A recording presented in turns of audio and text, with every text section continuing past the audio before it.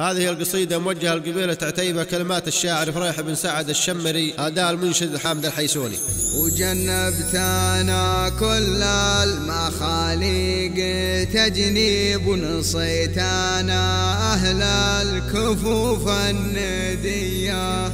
وقف يا حامد وارفع الصوت يا ذيب، واوصله للهيلة مع أحلى تحية.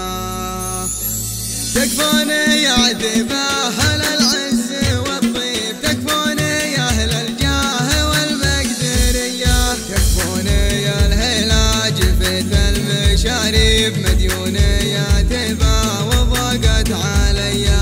تكفوني يا الهيلة جفت المشاريب، مديوني يا تيبة وضاقت عليا. تكفوني ديني شيب الراس تشيب، وانتم اهل الفزعات واهل الحمية، وانتم اهل الوقفات واهل المواجيب، وقفاتكم تروي يقبود ضمية. نصيت مروينا السيوف المحاديب، ونصيتنا اهل الكرم والحمية. وجنبتنا كل المخاليق تجنيب، ونصيتنا اهل الكفوف الندية.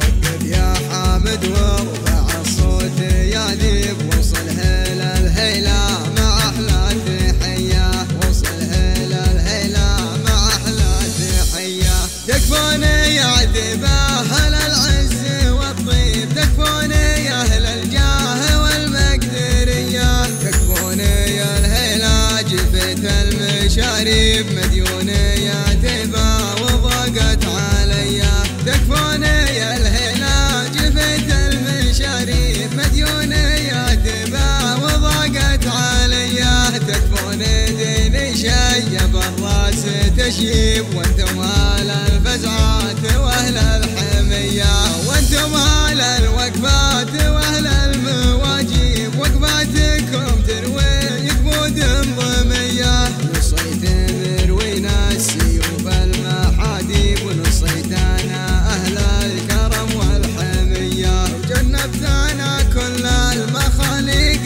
تجنيب، ونصيتنا